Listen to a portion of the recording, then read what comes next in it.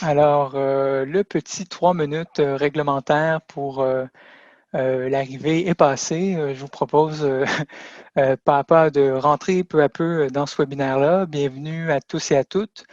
Je m'appelle William Jacob-Beauchemin, je suis chercheur et médiateur pour Execo et avec ma collègue Marcel Dubé et Margot Pommier, on organise cette série de webinaires-là qui sont supportés par la chaire Fernand Dumont en culture, par l'Observatoire des médiations culturelles, une série de webinaires qui porte donc sur des regards de chercheurs-chercheuses, de praticiens-praticiennes sur l'action culturelle en contexte. Et c'est le deuxième webinaire aujourd'hui, donc pour lequel on a la chance de se réunir autour d'un Zoom. Alors, pour ce second webinaire, on a également la chance d'accueillir Bianca Laliberté, qui va nous faire une présentation qui s'intitule De l'œuvre à la forme, exploration des possibilités sensibles pour les milieux communautaires. Je vais présenter Bianca, ensuite on va avoir une présentation de sa part d'une trentaine de minutes et ensuite il y aura une période de discussion et de questions de 30 à 40 minutes. Vous pouvez utiliser le chat pour prendre des notes, envoyer des questions, mais on va vraiment rentrer dans les questions seulement après la présentation. Alors, je présente Bianca. Bianca Liberté, candidate au doctorat en études sémiotiques à l'UQAM. Elle détient un baccalauréat en arts libéraux de l'Université Concordia. Elle est également titulaire d'une maîtrise en histoire de l'art de l'Université de Montréal. Sa maîtrise portait sur le traitement pictural du concept de nature humaine dans deux œuvres de Francisco de Goya. À partir de 2012, elle contribue à l'édification du groupe de recherche en objectivité sociale et du collectif Possible Édition. Bianca a également œuvré pendant 4 ans comme médiatrice intellectuelle à Execo. C'est une ancienne collègue pour moi. Elle a collaboré également entre 2016 et 2019 à la mise sur pied d'un programme d'évaluation des impacts de la médiation intellectuelle en collaboration avec un groupe de recherche du département d'éducation de l'Université McGill. Avant de te passer la parole, Bianca, je souligne que la rencontre d'aujourd'hui est enregistrée et qu'elle sera rendue publique par la suite. Donc, simplement, si vous ne voulez pas y apparaître, merci de garder vos interventions dans le chat. Alors, Bianca, merci encore une fois grandement d'être avec nous aujourd'hui. Je te passe la parole et bonne présentation. Donc, oui, bonjour, merci beaucoup pour l'invitation. Donc, je commencerai par juste vous dire que j'ai quelques problèmes techniques avec l'Internet ici. Il y a un orage, puis c'est ça. Enfin, si jamais je disparais, je vais tenter d'y apparaître le plus vite possible. Donc, je vous avertis tout de suite. Donc, j'ai été invitée pour faire suite à donc, un texte que j'ai écrit qui a été diffusé à la revue Nouvelles pratiques sociales il y a quelques mois à peine. Et voilà, donc j'aimerais commencer par une citation de Ji-Hoon Han, qui est une historienne de l'art, qui va comme suit. « Je ne peux voir qu'en disant ce que je vois. » Et donc, voici ce que j'ai vu. La nuit approchait, il devait être 20h30. Je me trouvais dans la zone centrale, au sud de la place Émilie-Gamelin, au beau milieu d'une œuvre publique portant le nom « Le temps d'une soupe ». Je m'y trouvais, engagée par l'ATSA à titre de médiatrice, pour faire un avec cette installation qui, alliant les référents de la soupe populaire et du café-restaurant, juchait une scène nous déliant du sol de béton et de la rue qui lui était contiguë. Ma fonction était prédéterminée dans l'ordre de l'œuvre. Encourager des gens qui ne se connaissaient pas à former des duos pour ainsi discuter autour de questions préécrites portant sur le sujet de l'itinérance. Dans sa forme, le temps d'une soupe, en tant qu'espace de rencontre et de délibération, se voulait une suspension de l'espace public dépolitisé. Et à ce titre, il m'était possible d'apprécier la valeur critique de la scène et de sa hauteur. Il me semblait que cette installation visait à contrer l'atomisation engendrée par les modes de socialisation toujours déjà surdéterminés par une culture du travail et du repli sur soi. Or, c'est avant tout à titre de système fermé que l'installation s'est révélée pour moi ce soir-là, alors qu'une jeune femme du nom de Juliette y fit irruption. C'est en criant qu'elle monta sur scène, Elle se retrouva aussitôt au beau milieu d'un lot de tables et de chaises occupées et disposées suivant un ordre qui parut soudainement hostile à toutes les formes de sa présence, immédiate et brute. Visiblement entraînée par la détresse, elle contourna toutes les étapes officielles du processus de participation. La fonction des médiatrices, des médiateurs et des bénévoles s'effondra d'un coup. La crise de Juliette, dont j'ignore à ce jour les causes, accident, agression, santé mentale, intoxication, eut pour effet, à son tour, de suspendre, voire de neutraliser un ordre devenu soudainement manifeste. Ainsi s'enchaînèrent en une fraction de seconde une multitude de réactions. La majorité s'immobilisa, les responsables voulurent expulser Juliette, comme pour retrouver l'ordre. Mon réflexe, contre l'œuvre et ses limitations, fut de plonger dans la suspension à laquelle cette crise avait donné place. Je me mis à chercher en moi tous les mots et les gestes susceptibles de rassurer Juliette. Je l'invitai à s'asseoir en retrait de la scène, à l'abri des regards, ce qu'elle fit. Son corps tremblait, elle resta là silencieuse, elle pleurait. Contre les règles de l'œuvre, nous lui servimes une soupe. Personne ne résista. Lorsqu'elle quitta l'arrière-scène sans rien dire, je ne savais ni d'où elle venait, ni où elle allait. Le seul savoir qu'il me restait de cette expérience, tout ce qu'il me restait, bref, c'était une œuvre dont j'avais en partie la charge et qui venait de se dissoudre sous nos yeux. Si l'œuvre inclusive de la TSA a voulu voir la rue monter sur sa scène, c'était à condition qu'elle s'y moule. Un jour, avec une collègue, nous sommes allés à la maison... Non, pardonnez-moi, cette journée-là, c'était à l'accueil Bonneau. Nous étions là pour faire un atelier de 2 heures. Je ne me rappelle pas quel était le sujet de l'atelier. Et comme d'habitude, la fonction de notre travail, c'était d'amener les gens à s'exprimer dans un espace égalitaire où finalement, on valorisait leur intelligence et leur capacité, donc à travers toutes sortes de moyens créatifs, réflexifs. Et ce jour-là, est arrivé un événement qui a été provoqué par la prise de parole de Mario. Mario, en plein milieu de l'atelier, je ne saurais vous dire exactement quel était le sujet de cet atelier. Ce qui me reste, c'est ce que Mario a dit. Mario nous a dit, vous savez, quand je fais la file à l'accueil Bonneau pour aller chercher à manger, quand je fais la file pour aller attendre à la maison du père pour dormir, ce que je ressens, c'est ce qui me vient, en fait, c'est cette image de moi comme un animal qui s'en va à l'abattoir ou moi comme un juif qui rentre, qui est en file au nom de la Shoah. Bon, bref, et je ne me rappelle pas exactement des termes. Ce que Mario nous a énoncé là, c'est quelque chose comme une image très forte qui reste marquante pour moi. Ce n'est certainement pas la vérité de ce qui est, mais quelque chose comme une image qui m'apparaissait avoir une valeur de vérité et que j'ai voulu mettre ici, de vous partager. Ensuite, un autre récit. Un jour, nous étions amenés à aller au centre de francisation Pauline Julien, qui se trouve à Côte-des-Neiges. J'y étais à titre d'accompagnatrice d'une œuvre d'art communautaire qui avait été mise sur place par une dame qui l'a mise dès qu'elle s'est présentée au début de cette intervention artistique, qui toute sa vie avait travaillé dans un bureau, puis qui un jour a décidé qu'elle voulait devenir artiste. Et elle s'intéressait beaucoup aux marionnettes, donc elle s'est mise à fabriquer des marionnettes. Puis ce jour-là, elle était venue donc avec une marionnette. Et ce qui s'est produit, c'est que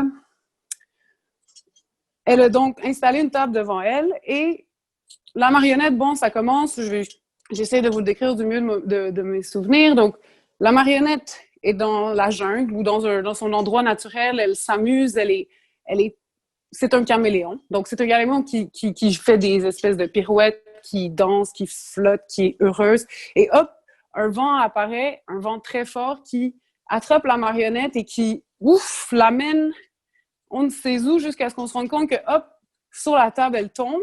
Cette table se transforme comment? Donc, la dame, l'artiste, installe un drapeau du Canada d'un côté de la table. Ensuite, elle change son costume qui était un chandail noir. Elle attache un petit badge qui la transforme tout d'un coup en douanière, si on comprend bien, ou en agente canadienne de l'immigration. Et la marionnette, tout d'un coup, est prise comme ça dans sa main. Elle prend la marionnette par la tête, puis elle force la marionnette comme ça à signer des papiers. Enfin, c'est ce qu'on comprend. Le caméléon, il devient cette figure qui doit signer des papiers. Où est-ce qu'on est? Donc, on est au centre Pauline Julien, qui est donc ce lieu où des gens et des immigrants sont amenés à venir apprendre le français. Et donc, cette dame croit directement leur parler à travers ce moyen. Et donc, une des dames qui est dans la salle, qui est cette fois une des étudiants, des élèves de français, lève la main et demande « Pourquoi est-ce que vous décidez de nous représenter en animal? » Elle n'a pas dit en caméléon, parce qu'on pourrait aussi parler du fait que c'était un caméléon, mais elle a vraiment insisté pourquoi faire le lien entre moi et l'animal. Donc, qu'est-ce que l'artiste répond? Elle dit « Mais vous ne connaissez pas les fables de La Fontaine? » Et donc là, toute la salle qui est là, donc des gens de Syrie, des gens du Liban, des gens d'Afrique noire, bon, ces personnes-là sont là et sont un peu abasourdies, personne ne répond. Les professeurs de français qui sont là sont comme « Ah, mais oui, les fables de La Fontaine, c'est merveilleux, etc. » Et un malaise pour moi est là dans le fait que tout d'un coup, le groupe est comme un peu abasourdi, mais de suite à ça, elle dit « Ah, écoutez, dans votre pays, n'y a-t-il pas des contes, des récits où des animaux sont utilisés pour parler de l'humanité? » Donc là, les gens se redressent un peu, sont comme « Ah, ben oui, peut-être, il y a... je pense que oui, il y en a. » Puis tout d'un coup, la dame qui avait initialement posé la question, sous la pression d'un peu du groupe, de la joie qui est en train de changer, des professeurs qui endossent un peu l'artiste et tout ça, finit par comme donner son appui. Bon, on sent qu'elle est comme tout d'un coup, elle finit par accepter un peu la situation. Cela dit, cette même dame, elle a quitté la salle avant tout le monde. Je n'ai jamais vraiment su ce qu'elle pensait, mais bon. Tout ça pour dire. Là, je viens de vous faire donc quelques descriptions. J'ai tenté de vous faire des descriptions aussi précises que possible. Des descriptions qui ne sont ni sociologiques, ni anthropologiques, ou du moins qui se revendiquent d'une approche qui est spécifique à l'histoire de l'art. Donc, qu'est-ce que cette approche de la description? Bon, rappelons que l'histoire de l'art donc reconnaît à l'acte descriptif un statut privilégié en tant que condition d'un savoir-voir. Savoir voir une œuvre, c'est savoir en dégager la signification, laquelle se constitue à même l'agencement de ses matières. Si une œuvre pense, si elle énonce quelque chose, c'est toujours avec ses propres moyens, donc avec les moyens de ses matières. La description donc découvre les moyens en même temps qu'elle lutte contre l'assimilation de l'œuvre à un discours intéressé, que ce soit politiquement, idéologiquement, moralement, etc.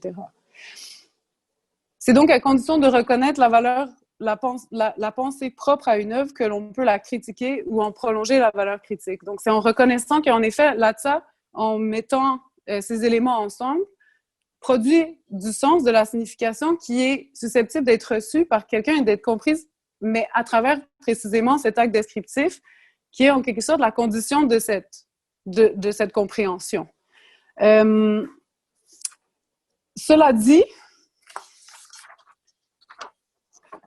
ne soyons pas aveugles, les milieux communautaires ne fonctionnent pas comme les milieux artistiques. Et qu'est-ce à dire? C'est-à-dire que toute œuvre d'art communautaire, qu'elle soit participative ou non, mais en particulier quand elle est participative, lorsqu'elle pénètre dans ces milieux, dès qu'elle entre dans ces milieux, elle court le risque de se voir affectée, non pas seulement par ces milieux, mais par ce qui s'y passe, et donc au point, donc, parfois, de se voir vidée de son contenu social et artistique. C'est qu'en effet, dans ces milieux, des forces s'érigent, ou du moins elles sont toujours susceptibles de s'ériger et de résister aux interventions, aussi politiques ou alternatives qu'elles puissent prétendre être. Et quelles sont ces forces? Je leur donne un nom, je les appelle formes de réalité. Car en effet, qu'est-ce qui résiste? Est-ce que c'est Juliette? Est-ce que c'est Mario? Ou est-ce que c'est la dame qui a levé la main au moment de voir cette marionnette? je ne saurais l'affirmer. C'est-à-dire que je ne prendrai pas cette position de parler pour eux, de dire qu'ils résistaient. Ce qui est observable ou ce que je suis capable de dire, c'est que leur forme de réalité, telle qu'elle s'exprime, que ce soit l'expérience que Juliette a du parc, que ce soit justement cette file que Mario connaît si bien, ou la réception que fait la dame libanaise de ce lien entre l'animalité et l'immigration, je les perçois comme des formes qui résistent aux formes d'intervention qui se présentent et qui sont douées d'intention et qui ont des valeurs qualitatives reconnaissables. Quelque chose, donc, c'est ce que je propose, c'est qu'il y a des blocages. Quelque chose bloque, et je crois que quiconque a fait son chemin dans ces milieux avec des œuvres d'art ou même avec des approches de toutes sortes, peut évidemment reconnaître qu'il y a des blocages, que des choses ne se passent pas toujours, évidemment, comme on voudrait. Mais je pense que je vais continuer à donner quelques autres descriptions qui sont plutôt absentes de mon texte et qui, je pense, vous peuvent servir à mieux comprendre où je veux en arriver. Il y a un exemple d'une autre artiste qu'on avait eu à accompagner, donc toujours dans le contexte avec Ex-Aequo, autour du projet Métissage urbain. C'est une artiste qui est venue sur le terrain avec une série de craies. Puis donc, ces craies-là étaient de couleur. Puis elle s'est dit, bon, elle avait proposé des craies colorées qui allaient servir à écrire des phrases sur le sol, des phrases qui avaient été énoncées par des participants présents, qui allaient, avec la pluie, s'effacer. Donc, il y avait comme une espèce de jeu sur le caractère éphémère de la chose. Puis, ce matin-là, dehors, qui était là? Eh bien, trois personnes qui étaient en train de fumer un joint, qui visiblement étaient intoxiqués. Qu'est-ce qu'ils avaient consommé, je ne le saurais dire. Mais donc, ces trois personnes-là, on leur demande de prononcer des phrases qui vont être écrites. Donc, une des personnes dit « shit is shit » ou l'autre dit « I took a pee in the morning ». Puis elle les écrit tout de suite. Et les gens sont morts de rire. Il y en a un qui crache sur sa phrase. Et suite à quoi, on a fait une période de discussion qui, comme de coutume, on avait cette habitude de réfléchir, bon, comment les choses se sont passées, etc. Puis, l'artiste a pris la décision de nous dire que ça s'était super bien passé, qu'elle avait trouvé ça merveilleux. Puis elle a dit, s'il vous plaît, tu sais, écrivez là que ça s'est bien passé. Elle voulait que les traces de l'événement soient masque, en fait, peut-être ce qui avait été un peu... ce qui relevait peut-être de l'écueil ou de la tension. Une autre fois, on était au Festival international de littérature avec Ex-Aequo. Ça faisait des années donc, qu'on était là, j'avais l'habitude. Puis donc, il y a un grand bunker là, vide. Je dis bunker, mais c'est plutôt un... J'entends du bruit. En tout cas, c'est pas grave.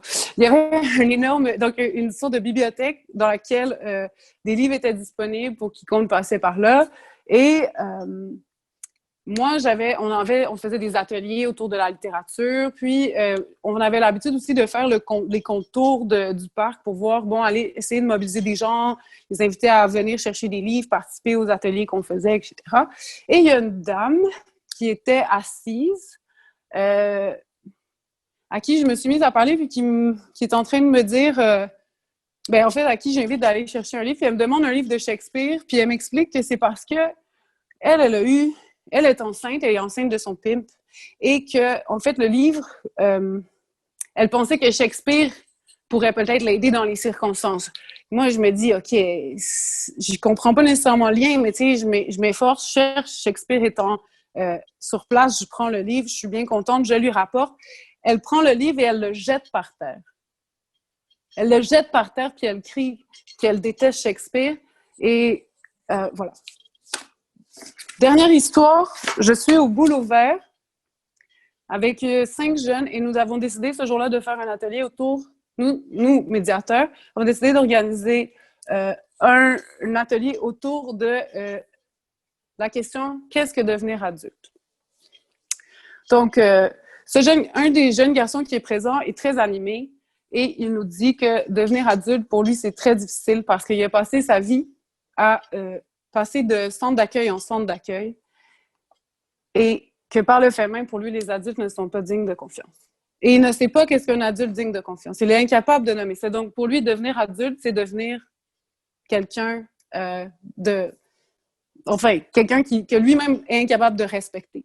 Donc, ce jeune donc est très animé. La rencontre suivante, on a une autre. Il est encore présent, les mêmes jeunes sont présents.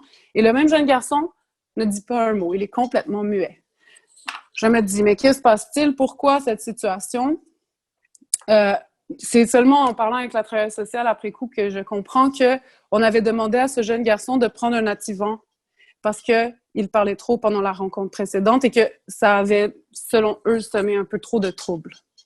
Donc, ces histoires, donc ces descriptions, je les énonce pour dire que nous sommes confrontés et je veux poser la question, qu'est-ce qui nous confronte? Qu'est-ce donc qui pose problème? Et je refuse de dire que ce sont les personnes elles-mêmes, donc Michael, le jeune garçon, ou les gens qui ont craché sur la craie, qui sont le problème. Je refuse aussi de dire que c'est leur réalité qui est le problème, au sens de qu'eux, ils auraient engendré cette réalité, qu'ils sont malfrats dans la situation, qu'ils ne conviennent pas aux œuvres. Je pense plutôt qu'ils n'ont pas suffisamment lieu, c'est-à-dire que nous tendons à forger des pratiques et des discours qui pourraient les oublier ou qui sont susceptibles de les oublier et qui oublient par le fait même les écueils, qui les balaient sous le tapis. Si je n'ai pas de solution toute faite pour répondre à ces problèmes, j'ouvre du moins pour nos praxis le champ d'une exploration formelle, je dirais d'une esthétique au sens d'une étude du sensible. Étude du sensible que la description est susceptible de révéler, c'est-à-dire de comprendre que on pourrait peut-être, j'espère en fait qu'on puisse se rapprocher de ces formes de réalité, parce qu'en effet, je ne pense pas que Juliette soit une œuvre d'art ou que son expérience soit une œuvre d'art, et je ne pense pas que ce soit intéressant de tout mettre sur le plan de l'œuvre d'art. Par exemple, l'extraction de pétrole, pour moi, n'est pas une œuvre d'art. Et je pense également que nous devrions aller jusqu'à avoir la force de dire qu'une fois rapprochés de ces formes de réalité, des besoins et des torts qui sont subis par les individus concernés par nos activités communautaires, nous devrions avoir la force de dire que l'œuvre d'art n'est peut-être pas l'avenue valide. Et donc, avoir la force de cesser de forger des discours qui les oublient. Rapidement, parce que je me rapproche de la fin, mais j'ai cherché à comprendre pourquoi on se rapporte aux pratiques artistiques avec une telle aisance ou avec un certain enthousiasme. Parce que bel et bien, je comprends que même cela a été documenté depuis les années 2000, il semble y avoir de plus en plus de partenariats entre les milieux communautaires, les milieux artistiques. Il y a un lien, il y a visiblement de plus en plus de financement qui va dans ce sens-là. Donc, il y a comme un contexte, une ambiance qui s'installe. J'ai donné l'exemple du pavillon pour la paix du Musée des Beaux-Arts qui s'allie à 450 organismes communautaires. C'est un vieil exemple maintenant, ça fait quelques années, mais tout de même, ça m'apparaissait être paradigmatique de ce dont je parle. Et au niveau des textes aussi, j'ai cru trouver quand même quelques réponses à mes interrogations. Du côté des textes qui sont produits par les organismes eux-mêmes, qui sont diffusés sur leur site Internet, dans leur rapport, dans toutes les médiations finalement qui constituent leur raison d'être, dans lesquelles on adopte surtout un ton promotionnel. Dans mon article, je n'ai pas le temps de la lire, mais j'ai mis la description que Latsa a fait de son œuvre. Il n'y est nullement question d'écueil, vous le verrez par vous-même. En fait, j'ai à peine besoin de dire la différence entre ma description et la leur. Ensuite, du côté des textes plutôt théoriques, j'ai également cherché des descriptions, j'en ai trouvé, mais quelles étaient ces descriptions? Elles semblaient occuper une fonction qui n'était pas tout à fait celle dont je parle et qui également écartait tendanciellement dans les détails la perspective des participants et des personnes concernées, mais aussi qui écartait une approche plus matérialiste des œuvres d'art communautaires. Donc, comment se rapprocher de ces œuvres et comment des événements aussi eux-mêmes, puis leur rendre justice. Je sais qu'il existe toutes sortes d'explorations formelles qui ne sont pas celles des œuvres d'art. J'ai donné l'exemple de la boîte rouge vif. Je donne plusieurs exemples, mais toujours, encore une fois, j'insiste sur l'importance de cette description, de ce langage descriptif qui est très absent, d'après moi, de toute la théorie et du discours qui est produit autour de ces expériences que nous faisons. Peut-être que c'est par ignorance et peut-être que je manque de savoir. Peut-être qu'il y a toutes sortes d'archives qui sont produites et qui sont très peu diffusées aussi. J'ai des soupçons. Je suis sûre que beaucoup de choses existent qui appellent à exister aussi davantage. Donc, je serais curieuse de vous entendre. Mais donc, pour terminer, j'aimerais juste renvoyer finalement à l'expérience dans ce qu'elle a donc d'esthétique et dans ce qu'elle a de sensible et pour donner plutôt justice à ces formes d'expérience qui nous sont étrangères, qui apparaissent dans nos vies comme des altérités et qui sont difficiles. Mais si on ne les regarde pas, j'ai l'impression si on n'est pas capable de les regarder et d'en parler, j'ai l'impression qu'on fait juste s'embourber dans un langage où notre désir de bien faire prend le dessus et peut-être qu'on s'en éloigne toujours plus et on ne pourra jamais vérifier. Donc, enfin, j'aimerais quand même rendre un petit hommage à Naomi Fontaine, chez qui j'ai trouvé quand même quelque chose comme à la fin de l'écriture de mon texte, je suis tombée sur Chouni. Et j'aimerais juste terminer en disant que vraiment, Naomi Fontaine, je pense qu'elle a comme saisi cela. Qu'est-ce que c'est que de décrire des formes de réalité? Et elle s'adresse justement à une jeune femme qui vient faire du travail social dans sa communauté pour lui dire, j'aimerais que tu saches qu'est-ce qui se passe ici avant de faire quoi que ce soit. Et donc, je vous invite vraiment à aller lire Chouni. Je pense que c'est le meilleur exemple de ce qui m'apparaît être pertinent, de creuser, de chercher à mieux comprendre. Et enfin, c'est ça, je finirai en disant décrivons, décrivons, décrivons, parce que il y a beaucoup à aller chercher dans ce travail. Donc, merci beaucoup pour l'écoute. Un grand merci, Bianca. T'entends pas parce que les micros sont fermés, mais les gens applaudissent, bien entendu, à tout rompre. Merci d'avoir mis la table. Je pense que tu apportes vraiment des considérations critiques sur les projets de médiation culturelle, des enjeux, des éléments qui sont peut-être moins abordés, comme tu dis, qui peuvent nous rendre un peu plus inconfortables, mais qui valent la peine d'être discutés. Alors, la discussion est ouverte. N'hésitez pas à manifester en ouvrant votre caméra, en montant, en utilisant la petite main dans l'onglet participants ou en écrivant dans le chat. Vous avez des questions, si vous avez des réactions, si vous voulez rebondir sur certaines choses qui ont été dites. Bianca nous offre vraiment, à travers tous les exemples, à travers certains concepts clés, une compréhension de certaines limites auxquelles font face des projets de médiation. Et je dirais que moi aussi, ça résonne pour moi. J'ai vu des limites comme ça. J'aurais pas pu les dire aussi bien que toi, Bianca, mais c'est des limites qui sont très présentes, à mon sens, en médiation culturelle, en art communautaire, mais qui ne semblent pas indépassables. Alors, est-ce qu'il y a des personnes qui veulent réagir, poser une question, commentaire?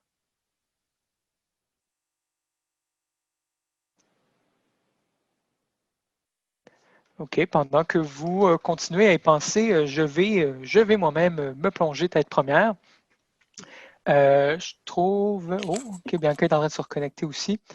Je trouve que c'est intéressant, Bianca, ce que tu dis sur finalement la tension avec entre les formes artistiques des œuvres d'art communautaire ou de médiation culturelle et les formes de réalité vécues par les publics ou les participants à ces œuvres-là.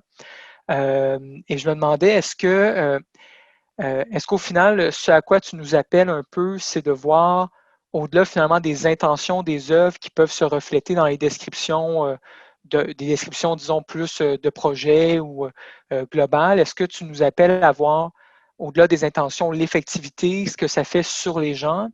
Et est-ce que tu penses que, tu as nommé des exemples où c'est rugueux, ça passe un peu moins bien? Est-ce que tu penses que, pour le dire même, il faut jeter le bébé avec l'eau du bain et donc l'art communautaire est un peu une avenue, un cul-de-sac finalement pour l'intervention culturelle? Alors, je te lance ça pendant que les autres formulent aussi des questions de leur côté. OK. Pour Je vois deux questions, alors je vais répondre en deux points. D'un côté, la question des intentions, c'est sûr que c'est une question qui est comme essentielle en histoire de l'art. Quand on étudie des artistes qui sont morts, par exemple, des œuvres qui sont du 16e siècle ou quoi, on comprend bien que l'accès aux intentions étant extrêmement limité, surtout que c'est des périodes pour lesquelles les intentions des artistes ont peu d'importance, finalement, ou pas au sens on leur accorde aujourd'hui. Certains leur accordent aujourd'hui. Mais je dirais que, en effet, ce que la description a comme force, c'est que les artistes, leurs intentions disparaissent pas à partir du moment où l'œuvre qu'ils produisent naît, mais bien plutôt, elles ont moins d'importance, d'après moi, que ce que la description nous révèle d'une œuvre d'art. C'est-à-dire que dans le sens où il n'y a pas une bonne description d'une œuvre versus les autres ne seraient pas bonnes, où il n'y a pas une objectivité pure d'une œuvre, comme quelqu'un pourrait faire une toute autre description de l'expérience de l'ATSA que ce que moi je propose. Mais ça n'en demeure pas moins que je crois vraiment qu'au profit d'une sorte de... On remet les intentions du côté de... ça pourrait être très limité, finalement. On sait combien elles sont limitées. Ce serait de dire, ce qui se produit a tellement d'importance qu'on commence à développer une sensibilité où on est capable de davantage être ancré dans ce qu'on voit, dans ce on est appelé à connaître à travers nos expériences pour pouvoir venir produire des interventions qui sont beaucoup plus directement liées. C'est-à-dire qu'il y a des artistes qui se lèvent le matin et qui se disent « Ah, j'ai une idée, j'ai envie d'aller dans les milieux par exemple, aller aider les pauvres avec l'art. » Sauf que, il n'y a rien qui nous dit que ces artistes connaissent les milieux, qu'ils sont forgés pour ça, puis que, ça c'est un des enjeux, c'est que qui est légitime, évidemment, d'intervenir dans les milieux communautaires? Pour l'instant, n'importe qui, c'est-à-dire que c'est sûr que personne est interdit de le faire, excepté que je pense qu'on est quand même responsable de se poser la question, est-ce que vraiment ce que je fais fonctionne? Puis là, c'est de devoir de donner les moyens de vérifier. Cela dit, je ne suis pas en train d'exclure les œuvres d'art, de dire que je ne suis pas en train de bannir l'approche artistique. Au contraire, je pense que mon idéal, ce serait de défendre comment faisons-nous œuvre de société, par exemple. Comment est-ce qu'on fait en sorte qu'une société est pleinement communautaire? Ça, c'est des questions qui, moi, m'intéressent totalement, mais c'est que pour arriver là, d'abord, ce serait de sortir des intentions puis de rentrer davantage dans une sorte de discours sur qu'est-ce qui se passe exactement puis comment est-ce qu'on intervient par rapport à ce qui se passe de façon assez rigoureuse, finalement, d'avoir cette exigence de rigueur-là. Ouais.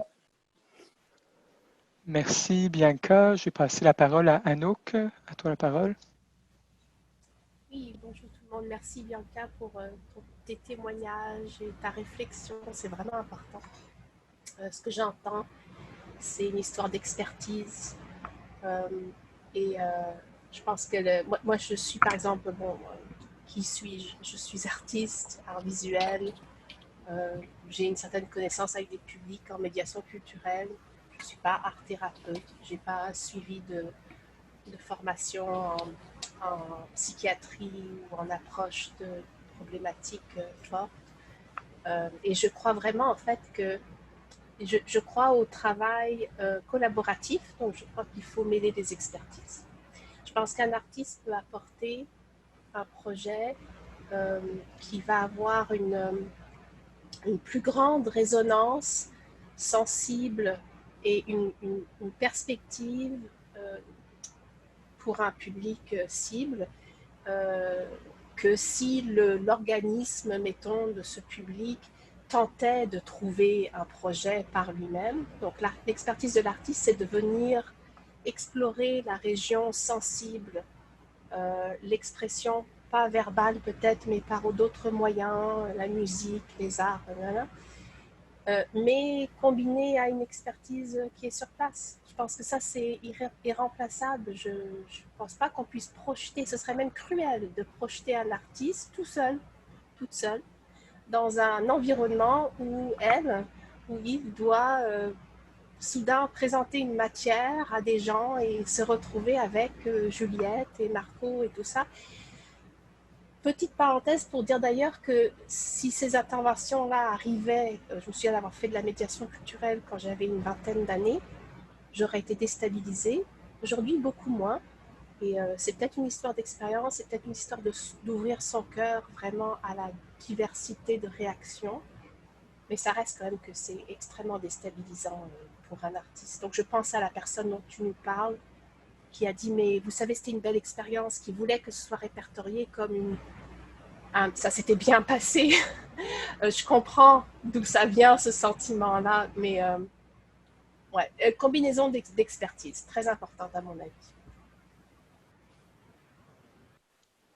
Merci, Anouk. Est-ce que si tu ne réagis pas, je te laisserai réagir, Bianca. Sinon, il y a d'autres personnes qui lèvent la main aussi. Allons-y avec d'autres questions, puis je vais essayer pour, à moins que, ouais, je vais laisser aller un peu. Parfait. Merci beaucoup, Anouk. Très, très pertinent la question des expertises. Tiffaine, oui? Alors, merci, Bianca.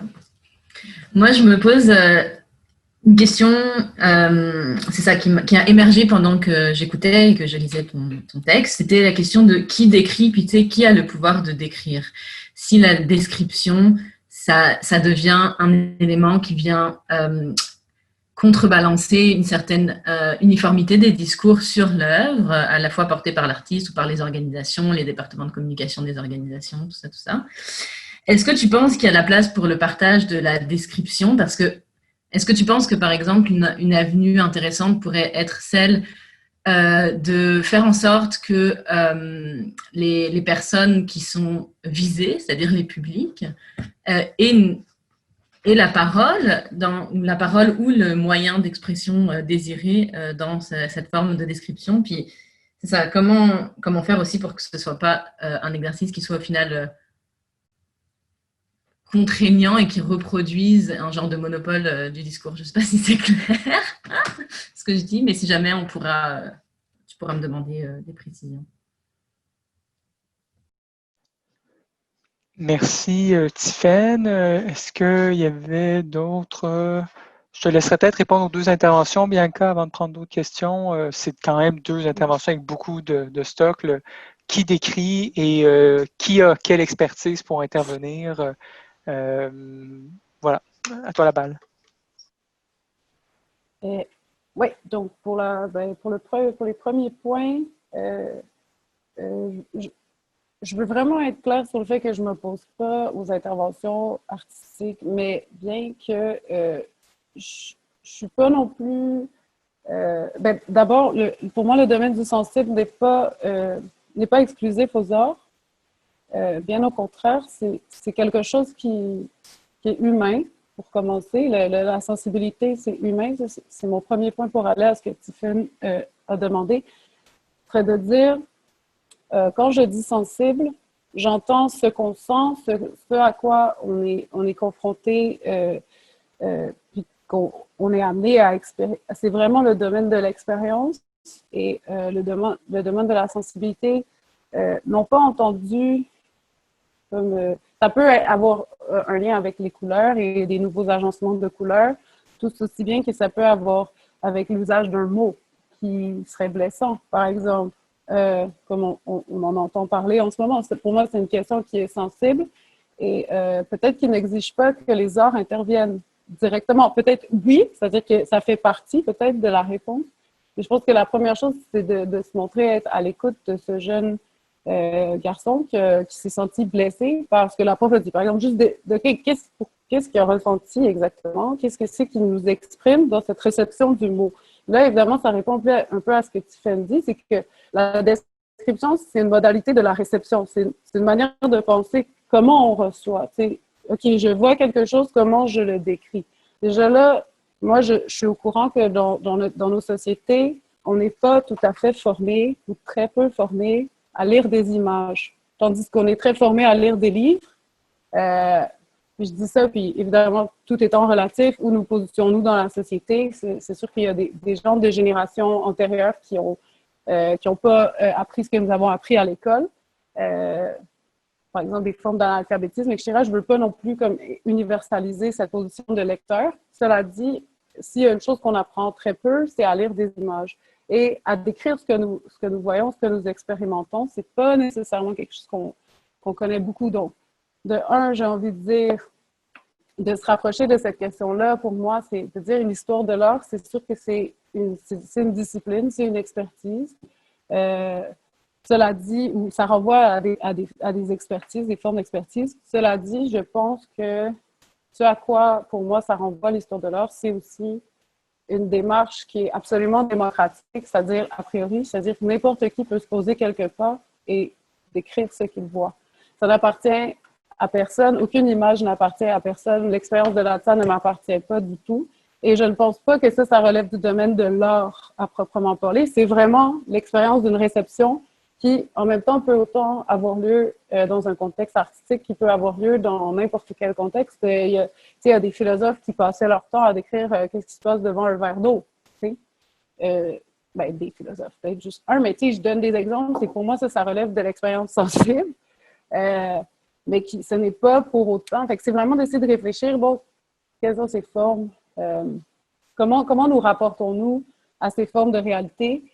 Je sais, j'ai pas de réponse facile, comme vous voyez. Je pense que le plus, j'ai pas accès à toutes les formes de réalité de la vie de Juliette, puis j'ai pas cette volonté, je n'ai pas cette prétention. Cela dit, je peux dire que quand elle s'est manifestée, au moment où elle s'est manifestée, je veux être en mesure de dire que ça fait partie de ce qui s'est passé. C'est vraiment ça mon point. Et je pense que ça, c'est en termes de notre responsabilité, en termes d'intervenants.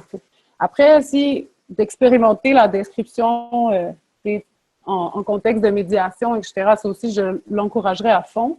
Puis je pense qu'il arrive parfois qu'on parle avec des personnes qui vivent dans la rue, qui sont en train d'écrire des choses. Comme je donne l'exemple de Mario. Mario décrit son expérience. C'est juste qu'il est en train de décrire, moi, je me sens comme si je fais la file pour aller dans un camp de concentration. Ça, c'est une description. Après, il nous parle de la file. C'est pas... puis je pense que les descriptions sont présentes dans nos discours. Puis en même temps, c'est comme d'en prendre conscience puis de voir comment celles-ci peuvent nous aider à mieux savoir comment agir dans les situations. Quelque part, ce que j'entends, Bianca, c'est peut-être un petit peu cliché, ce que je veux dire, mais c'est comment remettre le public cible, entre guillemets, le remettre au cœur de l'action qu'il va y avoir en disant « c'est lui l'expert ». Ce sont eux l'expert sur ce qu'ils vivent, en fait. Et revoir entièrement la médiation ou l'événement qui va se faire par rapport à ça. Donc, je ne sais pas si ça avance grand-chose. Je vois Marcel Dubé aussi qui voulait réagir.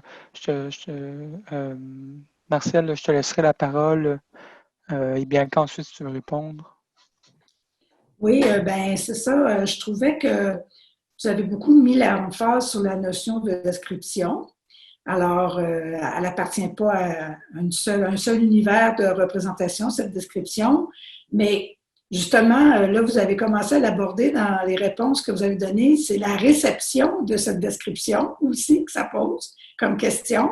Jusqu'où je suis capable, où je suis ouverte à l'accueil de cette différence-là. Puis là, la notion d'expert que vous venez d'amener, Anouk, est intéressante parce que est-ce que si on veut faire quelque chose de commun avec la mise en scène d'une œuvre ou d'un dispositif artistique, forcément, il va y avoir un choc des univers ou des cultures, ou je ne sais trop comment le dire. Donc, qui est là et comment la réception de ça va s'amalgamer ou va créer quelque chose, là, tu sais, en tout cas, c'est sûr que le dispositif artistique ou esthétique, s'il y a un travail de médiation avec des publics divers, différentes personnes de provenance, je vais dire aussi, de connaissances diverses, là, c'est comment on travaille avec ce qui est surprenant, parce qu'on ne sait pas qu'est-ce que ça va donner.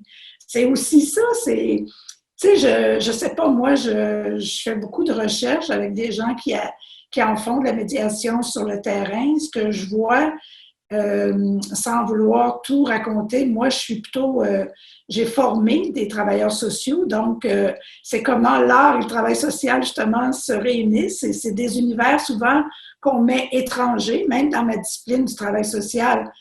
Il y a pas nécessairement dans la formation des travailleurs sociaux un cursus qui va travailler cette sensibilité-là. Donc, du côté de la formation des artistes, est-ce que là aussi, on ne veut pas que l'artiste soit travailleur social, mais devant des actions plus à caractère sociaux, quels sont les phénomènes avec lesquels il va être mis en discussion ou qu'est-ce qui va apparaître sur la place publique, on ne le sait pas. Donc, c'est effectivement, ça demande beaucoup de doigté. Puis je trouve que le travail collaboratif est nécessaire. Puis il n'est pas toujours mis au départ. Tu sais, puis le collaboratif, il serait peut-être avec même la personne qui serait Mario, Juliette et l'autre personne aussi qui nomme qu'est-ce qu'elle voit, parce que ce qu'elle voit là, ça fait référence à son expérience, puis il y aurait peut-être d'autres personnes qui nommeraient autre chose. Donc, c'est tout le temps aussi que ça peut prendre, le travail de mise en œuvre de ces différents univers-là, de ces expériences-là, de la rencontre, en tout cas. Puis il y a sûrement des expériences plus heureuses que d'autres, ou plus difficiles aussi à manœuvrer en fonction de qui on est, avec quel bagage on arrive là. Je ne sais pas, c'est un peu des éléments que je lance, là. Merci, Marcel. Bianca? Ouais. Oh.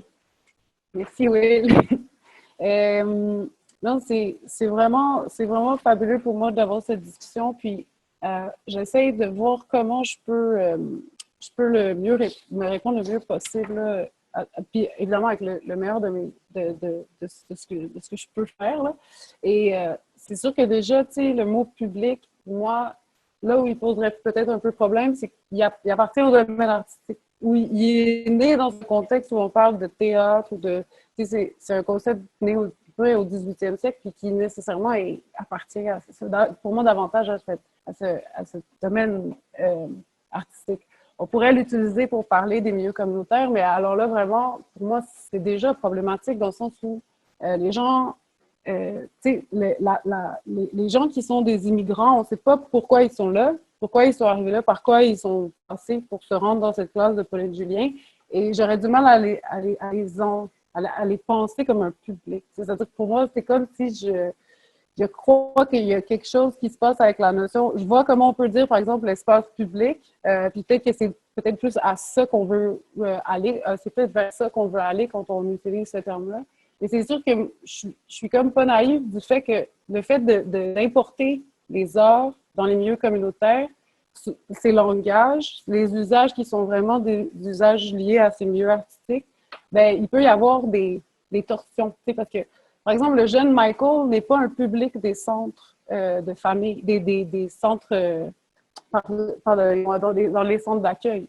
À moins qu'on veuille dire que c'est un public, mais il est comme la victime d'un système, puis il se retrouve de centre d'accueil en centre d'accueil, puis c'est pas parce qu'il veut être là. Puis nous, quand on arrive avec notre activité, ça réouvre cette douleur-là pour lui, dans le sens où il est comme... Mais c'est une occasion, évidemment, pour lui d'en parler, on pourrait dire. Sauf que pour aller un petit peu plus loin, comme l'approche étant comme collaborative, etc., je suis pour, mais en même temps, je suis pas toujours sûre que même le mot collaboratif ou commun, ou, je pense que je suis plus touchée par le terme de singularité. C'est-à-dire que quand on arrive dans des milieux comme ça, on rencontre un ensemble de singularités. Puis évidemment, on peut chercher ou vouloir créer du commun, mais même là, je me demande quel est le biais qui est derrière ça, ou d'où il vient ce mot-là, pourquoi on l'utilise. Puis c'est quoi la fonction de ce mot-là, alors que j'essaie de voir comment on peut être encore plus proche de comme essayer de forger un langage qui est encore plus proche de ces réalités-là, utiliser des mots qui sont encore plus appropriés. Peut-être que je me trompe, peut-être que vous allez être en désaccord avec moi, mais par exemple, le mot de public, c'est sûr que pour moi, il vient clairement des milieux artistiques, puis il n'est pas si facilement transposable dans ces milieux-là. C'est vraiment très intéressant, Bianca. J'appelle aussi les personnes qui voudraient prendre la parole à ne pas hésiter. Peut-être je vais prendre la balle parce que je trouve que ce que tu viens de soulever, là, l'effet d'imposition finalement d'une position, de celle de public, c'est quand même un effet intéressant qu'on pourrait rattacher à quelque chose comme la violence symbolique chez Bourdieu, là, où est-ce que ceux qui prennent l'initiative de projet, ben, ils définissent un peu les places qu'on peut prendre dans le projet. Et effectivement, je pense que aussi ce qu'Anouk Marcel disent comme forme de collaboration, ça pourrait être intéressant. Ta présentation m'a fait aussi penser à des considérations que des collègues de l'OMEC, Jean-Marie Lafortune, Ève Lamoureux, ont souligné par ailleurs en se demandant à qui profitent le plus les projets de médiation culturelle dans leurs multiples, finalement, visées, des visées, oui, d'inclusion, d'accessibilité culturelle, mais aussi des visées de promotion, tu le dis, aussi des visées d'aller sécuriser des fonds pour des activités dans les institutions, les organisations.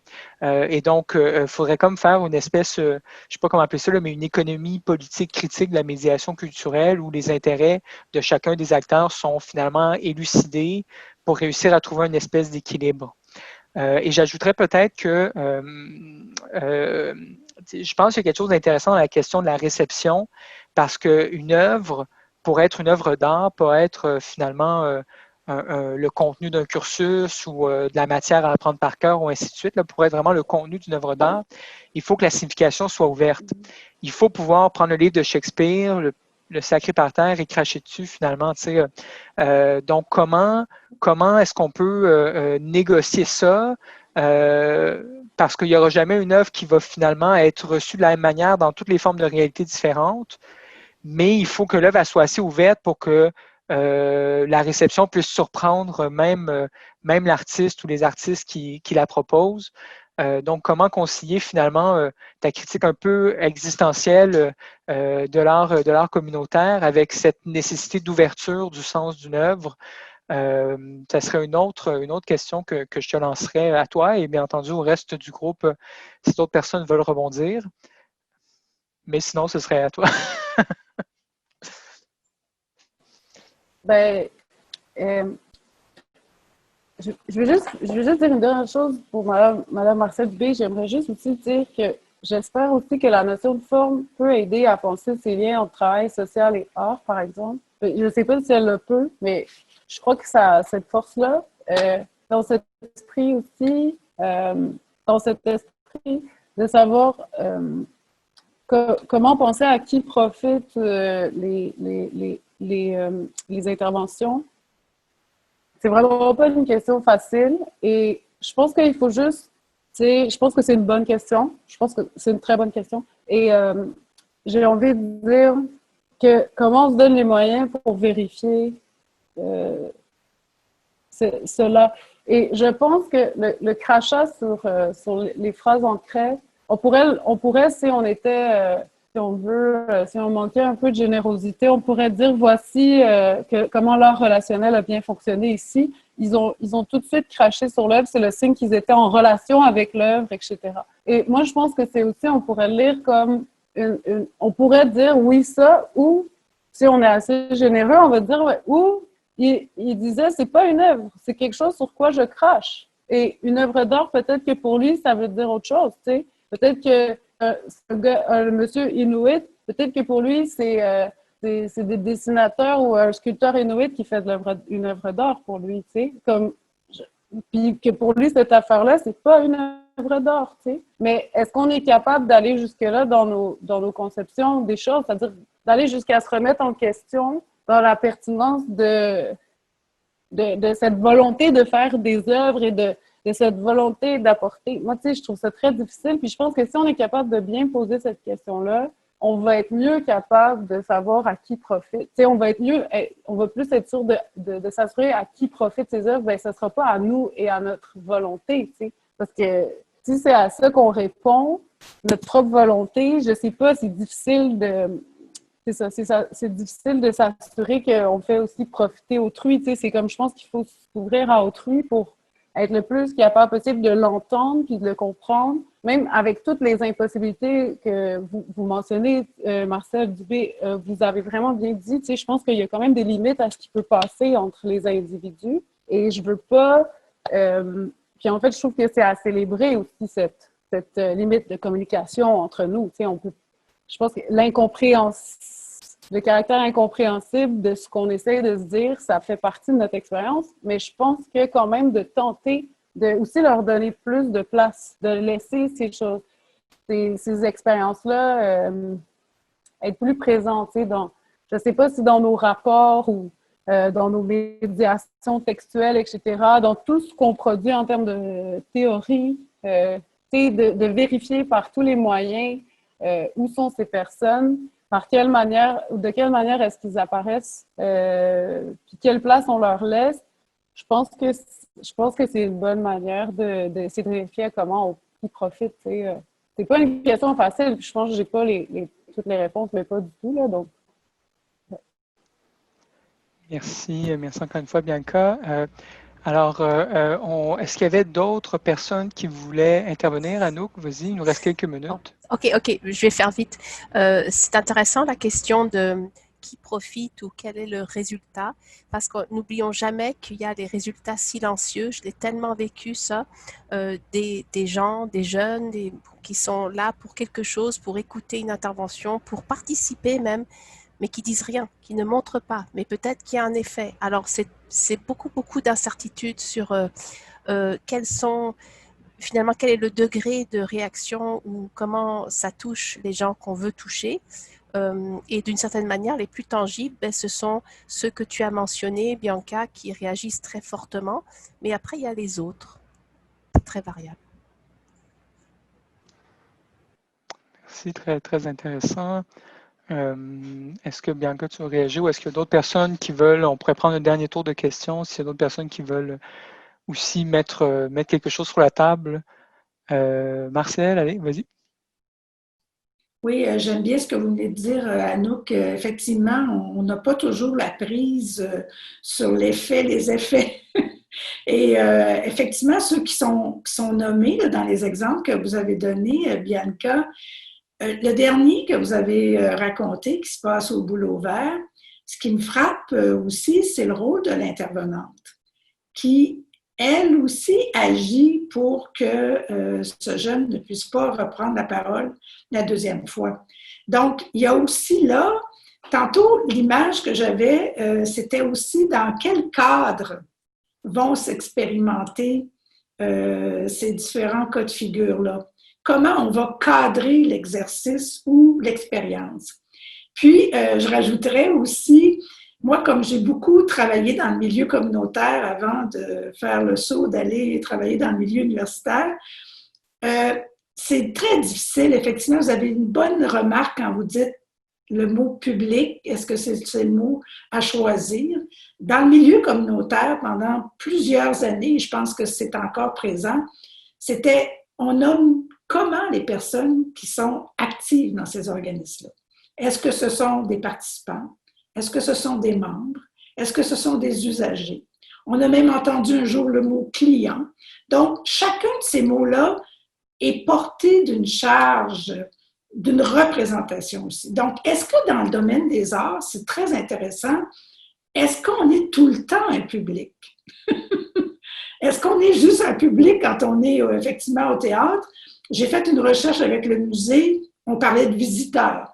Donc, en fait, ça pose tout le temps la question de l'action. On est des acteurs, selon moi, mais quel rôle, le rôle principal ou le rôle secondaire qu'on a dans cette action ou dans cette dénomination-là qu'on nous donne? En tout cas, il y a quelque chose là à fouiller, je pense, aussi. Alors, s'il n'y a pas d'autres questions, bien qu'on te laisserait répondre, peut-être faire ton mot de la fin et ensuite on conclurait le webinaire. Voilà. Ben, je terminerai en disant que je pense que c'est bien de parler de cadre parce que je pense que c'est vrai qu'aussi quand il est question d'art communautaire, il est question d'assumer ce rôle-là de donner un cadre ou d'installer des conventions déterminées, puis à partir desquelles, justement, un public, si on veut, est amené à se positionner, c'est-à-dire est-ce qu'ils reçoivent pas les conventions, puis le fait qu'ils ne les reçoivent pas aussi bien, historiquement aussi, a voulu dire, ça a pu vouloir dire que, en fait, les œuvres étaient excellentes. T'sais. Je pense à Marcel Duchamp, qu'on admire aujourd'hui, mais qui, évidemment, qu'on admirait à l'époque également, mais qui a fait, qui a eu des effets sur le coup, pas seulement positifs. Mais je crois que en tout cas, on peut pas appliquer cette même grille de lecture. On pourrait pas dire, regardez comment Duchamp a été reçu, puis dire, voici pourquoi cette fois, il arrive que des œuvres d'art soient mal reçues en milieu communautaire. Ce serait, en tout cas, d'après moi, ce serait un peu malvenu. C'est à la fois comment on installe un cadre, mais aussi comment on se donne les moyens de penser ce cadre. Et je crois que j'espérais, en tout cas, que comme il est question d'art, qu'on puisse mobiliser des outils aussi qui viennent de l'histoire de l'art et qui nous permettent de prolonger donc ce travail qui a été fait par des gens depuis des siècles autour de qu'est-ce que ça veut dire que de prolonger ce que l'on voit. C'est-à-dire que prolonger une œuvre d'art, lui donner sens à travers les mots qu'on utilise et donc de se rapprocher le plus possible aussi de ce qui est l'objet ou l'œuvre d'art. Mais ici, comme ce qui est intéressant, c'est que pour moi, je pense que j'aurais aimé ça aussi, être formée. Tu sais, j'ai jamais considéré que j'étais une experte de quoi que ce soit, tu sais, dans le sens où j'ai travaillé pendant presque 5 ans là, en médiation intellectuelle, mais c'est un travail qui, pour moi, exigerait des décennies pour arriver à vraiment comme peaufiner cette pratique, puis en faire quelque chose qui, à force de vérification, puis d'expérimentation, puis de travail, de rapprochement, de réflexion, bon, dans quel milieu on intervient, quels sont les besoins, qui est en présence, comment est-ce on arrive à installer des espaces qui soient à la hauteur des personnes en présence. Pour moi, ce sont des questions qui sont des questions d'une vie, au sens où c'est un énorme travail qui s'ouvre là. Donc, je suis aussi optimiste que je pense que j'ai développé certaines aptitudes, mais c'est ça, j'essaye de voir comment, comme vous le faites avec le méthode travail social et art, moi, je m'intéresse à voir comment l'histoire de l'art peut servir un peu les milieux communautaires avec des outils qui se rapprochent de l'esthétique, parce que c'est aussi ça qui est intéressant, c'est de voir comment on peut développer des pratiques qui soient sensibles et je pense que l'histoire de l'art peut vraiment aider là, pour penser ça en soi, qui est une autre pratique que les arts en soi-même. Voilà. Merci beaucoup pour tout. Un grand merci à toi encore une fois, Bianca. Les applaudissements fusent, mais les micros sont fermés. Alors, merci beaucoup pour cette présentation-là, très riche, qui problématisait bien différents enjeux, différents défis, différents nœuds que rencontre la médiation culturelle, l'art communautaire. La présentation aujourd'hui va être disponible sur la chaîne YouTube de la série de webinaires. Je vous invite dès maintenant pour le 30 novembre à 13h, ça sera le prochain webinaire de cette série qui aura lieu avec les professeurs-chercheurs Diane Saint-Pierre et Monica Gattinger autour portant sur les politiques culturelles des provinces et territoires du Canada, parcours d'un programme de recherche et de ses résultats probants. Alors, on vous invite à cette prochaine rencontre-là. On remercie encore une fois l'Observatoire des médiations culturelles et la chaire Fernand Dumont en culture d'avoir rendu possible ces rencontres. Et n'hésitez pas, s'il y a des questions, commentaires, vous pouvez nous contacter. Merci tout le monde. On vous souhaite une belle fin de journée. Et le lien sur les rencontres, oui, je vais vous le mettre dans le chat pendant que les gens quittent peu à peu. Alors, merci tout le monde. Bonne journée.